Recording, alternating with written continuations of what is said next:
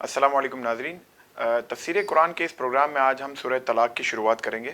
سورہ طلاق مدنی سورہ ہے، اس میں 12 آیات اور 2 رکوع ہیں۔ اس سورت کی تفسیر میں ہم انشاءاللہ طلاق کے اہم ترین مسائل کو جانیں گے۔ جی سر۔ بسم اللہ الرحمن الرحیم۔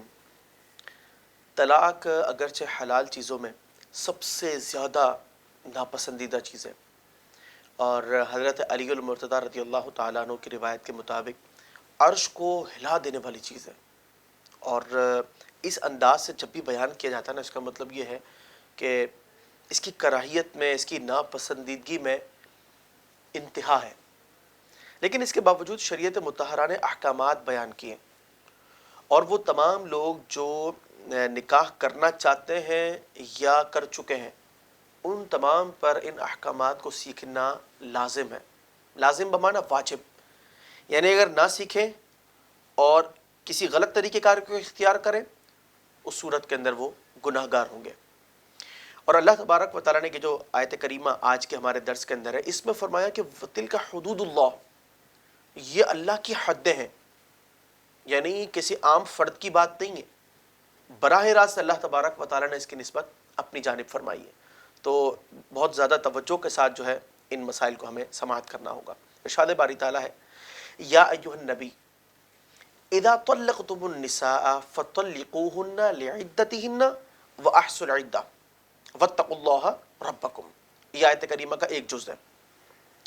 فرمایا کہ اے نبی، امت کو بتاؤ کہ جب تم اپنی عورتوں کو طلاق دو تو انہیں عدت کے وقت پر طلاق دو، اور ان کی عدت شمار کرو، اور اللہ سے ڈرو جو تمہارا رب ہے۔ اس آیت کریمہ کے اندر عدت کے حوالے سے بات ہوئی ہے، طلاق کے حوالے سے بات ہوئی ہے۔ دیکھیے، بات یہ ہے کہ طلاق، خواتین مختلف ہیں اس اعتبار سے، تو طلاق کی نوعیتیں بھی مختلف، احکامات بھی مختلف۔ مثال کے طور پر ایک شخص نے طلاق دی ایسی خاتون کو جس کے ساتھ تعلق قائم نہیں ہوا، ابھی رخصتی بھی نہیں ہوئی۔ بہت سے گھرانوں میں ایسا ہوتا ہے کہ نکاح کی رسم ہو گئی، اب اس کے بعد مہینے 2 مہینے کے بعد جو ہے وہ طلاق ہو گئی۔ اور یہاں پر میں ایک بڑا اہم مسئلہ بھی عرض کروں کہ اس ڈیوریشن کے اندر، یعنی نکاح کے بعد سے لے کر کے اس طلاق دینے تک کوئی ایسا ٹائم نہ گزرا ہو کہ جس ٹائم کے اندر وہ ایسی تنہائیت میں ہو کہ جس کے اندر تعلق قائم کرنے کی راہ میں کوئی رکاوٹ نہ ہو۔ اس کو خلوت صحیحہ کہتے ہیں۔ یعنی اگر ان کو ایسی تنہائیت میسر ہو گئی، پھر تو وہ اس حکم میں نہیں آئیں گے جو بھی بیان ہو رہا ہے۔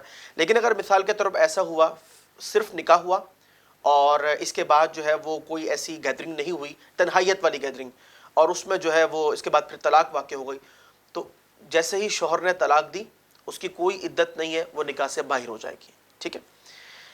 لیکن اگر ایسی خاتون ہے جس کے ساتھ تعلق قائم ہو چکا ہے، ٹھیک ہے، تو پھر اس میں 2 صورتیں ہیں۔ اگر تو وہ خاتون حاملہ ہے، ٹھیک ہے، اس صورت کے اندر جو عدت ہے وہ وضع حمل ہے، ٹھیک ہے۔ اور اگر وہ حاملہ نہیں ہے تو پھر 3 حیض جو ہے وہ عدت ہوگی۔ فرمایا کہ وَأَحْصُوا الْعِدَّةَ، عدت کا شمار کرو۔ یہ عدت کیا ہے؟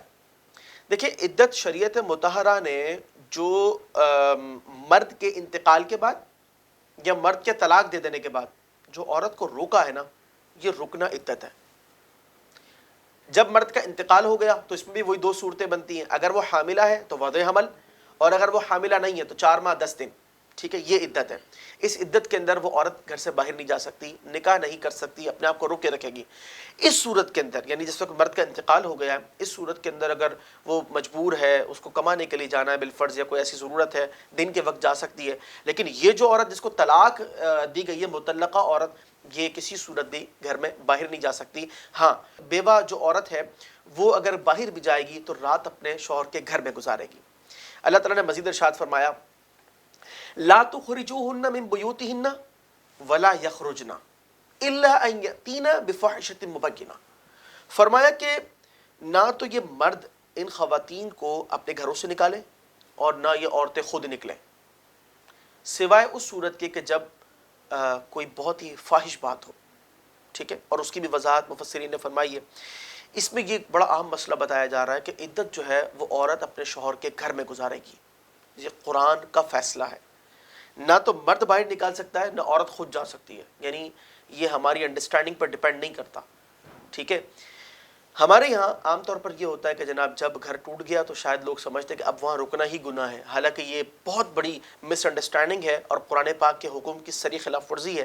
وجہ یہ ہے کہ جب اللہ تعالیٰ نے قرآن میں فرما دیا کہ وہ عورتیں مطلب اپنے شوہر کے گھروں میں ہی عدت گزاریں گے، اور بڑے احکامات اس کے ساتھ، وراثت کے احکامات اس کے ساتھ متعلق ہیں، اور دیگر احکامات کا تعلق، نان نفقے کا تعلق اس کے ساتھ ہے. ٹھیک ہے. اور دیگر چیزوں کا تعلق بھی ہے.